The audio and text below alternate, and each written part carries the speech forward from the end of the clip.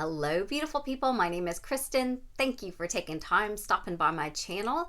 This is my book reviews for the month of May. So they are not necessarily all coming out in May, but the ones that I read. And I will say that I read a few less in number than I normally do, but the reason for that is the first book I want to talk about, which I adore. And I'm just telling you right now, this is absolutely in the top 10 for the year. And that is Brandon Sanderson's The Way of Kings. So let me take the bookmark out so it doesn't fall. This is a trilogy called the Stormlight Trilogy. It is a fantasy book, but I'm not a heavy fantasy reader girl, but I just appreciate Brandon Sanderson so much. I fell in love with him with the Mistborn trilogy, read Warbreaker, which is a standalone, and this book, I don't know if I can say enough good things about it. So it has a very extensive list of characters. There are 4 kind of main characters that we follow, so there are multiple plots going on. It's very much kind of like Lord of the Rings or those kind of things where there are major stories happening in different locations, but then of course they all tie in together.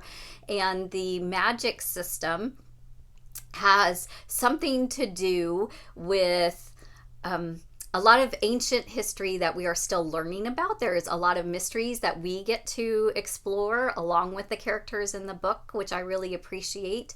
The light and the storm light or whatever, I don't fully understand, even having finished this. It is 1,259 pages. So this actually, for the number of pages, is about the equivalent of 4 books for me. So it took me about 3 weeks to really read this. And let me share a couple things. So the story basically is taking place as most stories do, that there is disruption and evil and mysteries going on, and there's wars that have broken out, and we are trying to discern the rights of the people. There are creatures that live in these places that have magical gemstones, and the light from the gemstones gets drawn into the power, so we're not totally sure how that works. There are extensive drawings of maps, and the characters are just so beautifully written. I adore how he writes his characters. We get so attached to them. And then it's also very helpful because if you see at the beginning of each chapter, there will be a symbol, and that lets you know which character or which location that chapter is taking place in. So at a glance of looking here, you can kind of orient your brain towards, oh yeah, and sometimes, you're really involved in one particular story, so you can see if that's going to be the story that's about. And then the other interesting thing is at the beginning of almost every chapter is a quote that has something to do with right before someone passes. So there's something about the spirit leaving the body or something of that nature. So no spoilers if you've already read this whole series, but there's just a lot of fun mystery that also kind of goes back to a lot of philosophy. I think Brandon Sanderson always has a lot to say about how people treat one another, about how we interact with our belief systems. What does it mean to kind of go through life trying to bother taking care of ourselves, trying to bother to take care of one another? What does it mean to be in relationships or to be in power or to take advantage of those kind of things? And I just really find it fascinating trying to figure everything out, trying to figure out how it's going to go together. And you have these grand moments that he'll beautifully set up where it kind of comes together and you see something like, this is where this takes place, or this is when this mark was made on the person, or this is when, this idea formed, and you're like, oh, that makes so much sense. It's just a fun book. So that's the best I can do without spoiling too much. If you have any specific questions that I can answer, put it below. I am going to take 1 month off, I think, just to continue to think about this one, but I will be reading the second one in July, and I very much look forward to that. So, as is my custom, I read a classic, a nonfiction, and a new release each month, and I wanted to definitely get to those after I had finished my 1,200 page book. So, my classic, I went ahead and read Anne of Green Gables. This is the book that I shared about when I received this book in my Coffee and a Classic, that this is the childhood novel of my mom, who was born ANN. And when she read this story, she started signing her name ANNE after this character who was very proud of her name being Anne with an E. And then when she got married, she legally changed her name to Anne with an E. So I'm particularly fond of this story. It is a story about a little girl who is an orphan, who has had a hard life and gets adopted into a new family at Green Gables, and just her vivid imagination and just how creative and expressive and her life and adventures. And it's a sweet, easy to read classic. Next, for my nonfiction, I read The Girls of Atomic City. This is by Denise Kiernan. And this is the story of the women who were at home while the men were off during World War II, making basically the economy function, changing out the factories from whatever was normally built to things that supported the war. They would, particularly in the creation of the atomic bomb, there were women who were only working on one very specific piece or part, and they had no idea what they were creating or what they were working on. And just their lives, what they were going through, what it was like during that time period, just getting to know them in that situation. So a very fascinating, well-written kind of documentary style book on that. This was recommended to me by Tina in my comment section, and she thought I would like it, and I did. So if you have interest in those kind of things, particularly kind of women and their roles during all this and that time period, that's a good book to pick up. My new release that I got from Book of the Month was How Lucky by Will Leith. And this is a story of a man who has a disease that's slowly taking away his mobility. And he is in a wheelchair. And so he works from home and he does online customer service. And one morning, he thinks he sees a girl that he normally does see on his regular routine. And he thinks that he's witnessed her being kidnapped.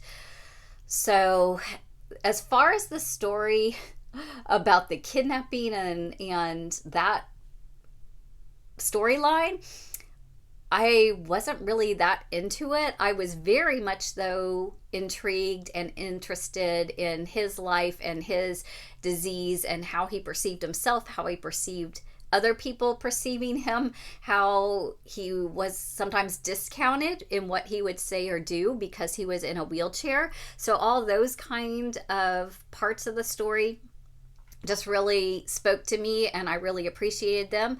I have a very good friend of mine who just passed from ALS, and that has very similar debilitation of your body while your mind is still very much there. And so reading that was kind of bittersweet and just kind of made me feel that much more connected to my friend who just lost her battle.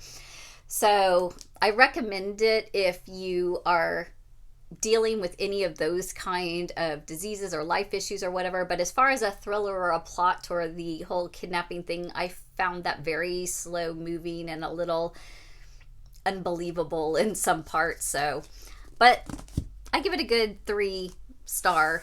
Worth reading. Not sad I read it, but probably not going to reread that one. Then I read the 2020 award winner from Book of the Month that I picked up with an extra credit because someone used my link to join. It is only $9.99 a month. If you use my link, you get the first one for $5.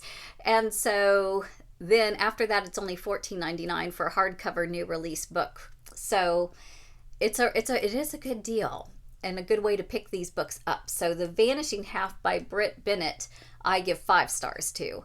I agree. This deserved to be the book of the year. Her writing is so beautiful. The way she expresses things and talks about this is what this was, which is why this was, and this is how this is going to be, which is always what I thought of when I grew up, kind of thing. Just that the way she painted the picture with her words. She is a fantastic author that I will be looking for in the future. And this story is about twins who have grown up in a town that values intermarriage and creating a neighborhood that is more and more light-skinned, even though it started out as a Black community. And so the 2 sisters are very fair-skinned. They decide nuts to this small town. They go off and they choose different lives, one living as a white woman and one continuing to live as a Black woman. And then them trying to struggle through the relationship to heal and to make amends. So very, very well written, lots of thoughtful just ponderings on what it means to be white or Black, or the race that we are born into, and how we treat one another as we go through that, and why it should matter, how we honor our cultures and the things that are part of our identity without inhibiting or preventing us being the best that we really have been created to be. And then I rounded it off. I did get to Diana Lockwood's story that she sent me, The Surviving Twin. This is a memoir, nonfiction, diary style writing about 2 twins that have been diagnosed with Asperger's and anorexia. And right off the bat, just even from reading the synopsis, that one of the twins has died. And so this is written by the other twin who was left behind and is dealing with that reality. And it starts way at the very beginning of her very earliest childhood memories.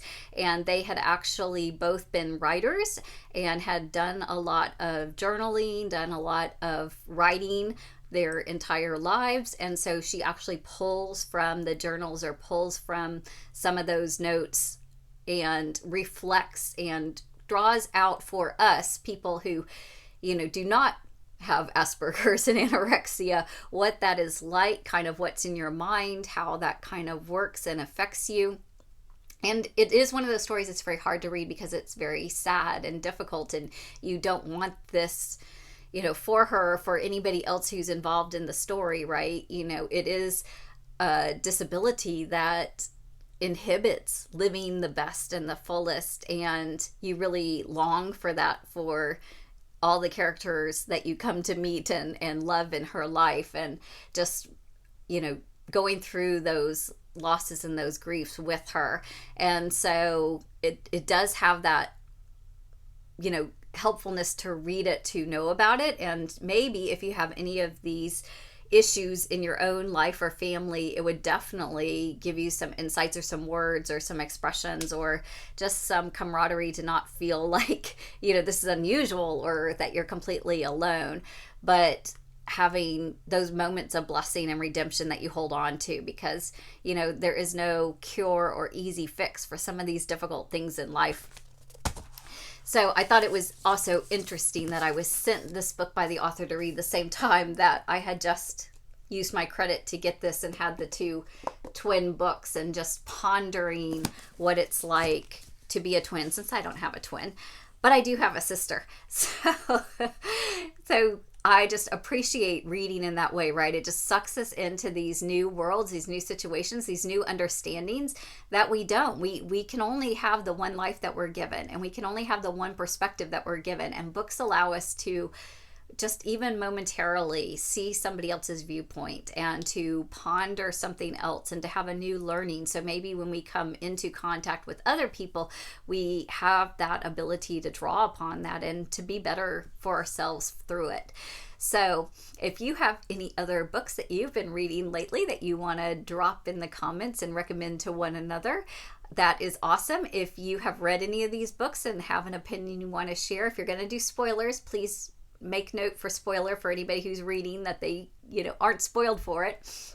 And if you now want to read any of these books because of the review, I would love to hear about that, and particularly if you want to come back and tell me what you thought once you have read it. I really appreciate that. I love talking books.